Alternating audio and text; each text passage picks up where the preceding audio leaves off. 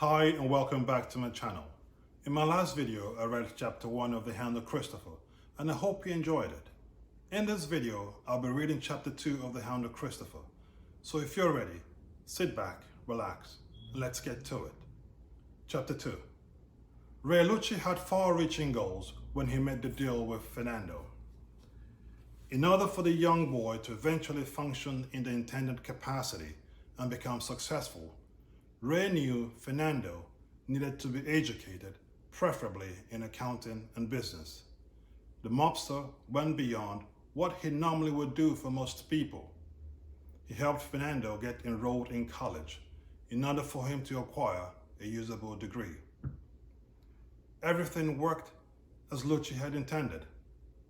Upon graduation, Fernando applied for and got a job with the Galante Shipping Company as a junior accountant. Of course, getting the job was actually arranged through a contact Lucci had that owed him many favors. The night before his first day of work, Ray met Fernando in order to outline what his role at the company would entail. One of the things he stressed to his young mentee in that meeting was, "This is vital to your success, that no one should ever know why you are really there or for whom you are working. Also, if anyone inside or outside the organization ever gets so much as a hint of what your true role is, you and your mother are dead."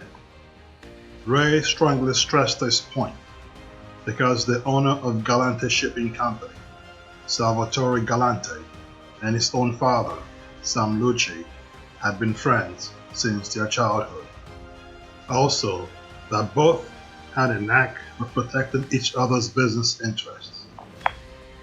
So, while Salvatore, who wielded great influence in the business world, due largely to the humongous amount of money he controlled, ensured that Sam had the opportunity to invest his illegal earnings to legitimize future income. In return, Sam, who had significant influence in the Naples underworld activities, ensured that no harm came to Salvatore, whether directly by way of personal attack or indirectly by way of destructive interference that could have an economic impact on him.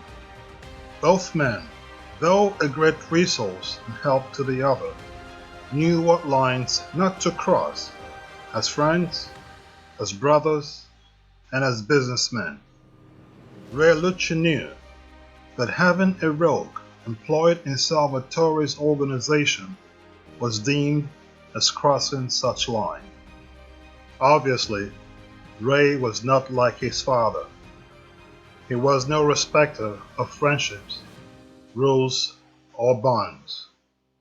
That meant if he wanted something, even if it would destroy what his father had built over the years, he would go for it, because to him it was okay as long as it would make money for him. Ray Lucci was both fearless and ruthless. His decision to have Fernando working as a rogue for the Galante Shipping Company, however, was born out of his greed and uncertain future. He believed a day would eventually come when his family's traditional ways of making money would be over, and perhaps then his father would be dead, and all those who continued to pay him would do so not by obligation but only on goodwill. Ray was aware that times were changing in their business, and quickly too. In order for him to continue to thrive in the new scheme of things, he realized he needed to find an ingenious way to survive the cunning and wiles of men.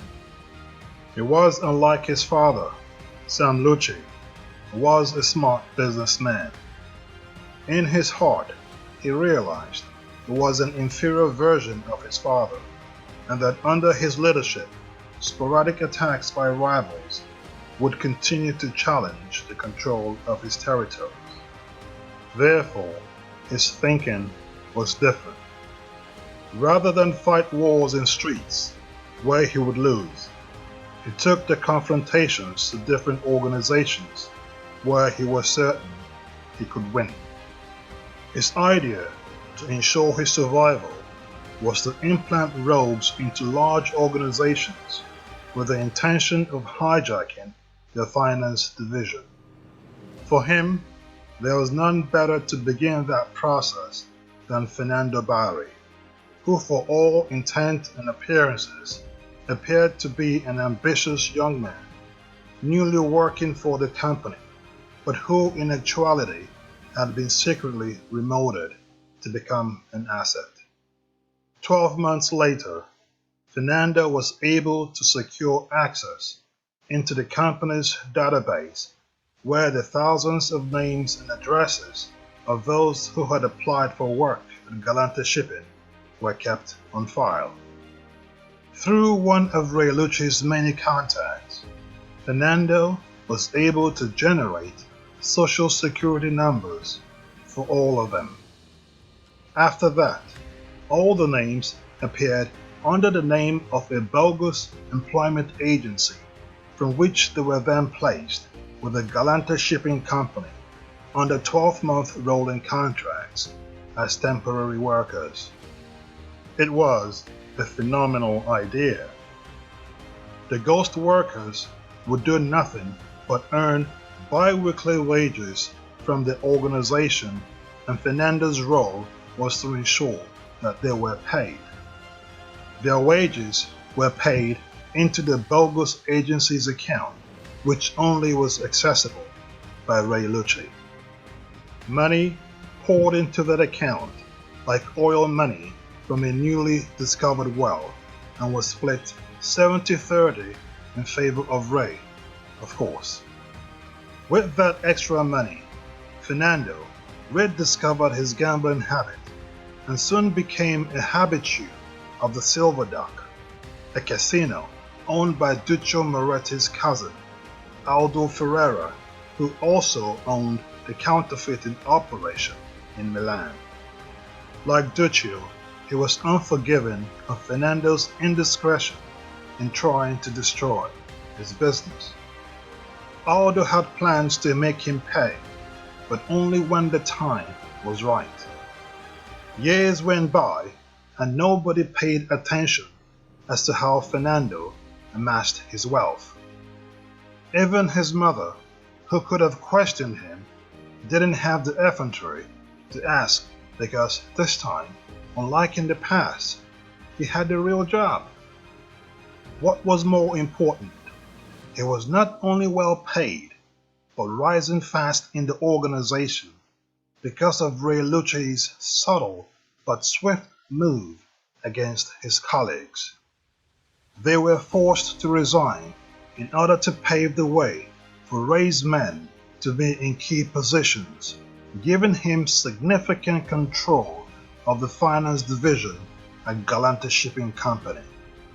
Like every hard-working employee of the company, Fernando benefited from the company's largesse. Unlike the other employees, just about everything he wanted was paid for by the company, from his car to his penthouse and to his living and socializing expenses. Those expenses were doubled each year under the miscellaneous expense account. So too did the payroll and costs that were associated with running the business. Finally, Salvatore could no longer ignore the problem. For help, Salvatore turned to his nephew, Fabian Letizzi, the seasoned forensic accountant, to investigate the finance division. When Fabian arrived, he brought two childhood friends. They were Vincenzo Vespucci and Rodrigo Ciolento, with whom he had worked for many years. Their arrival signaled big changes in the organization.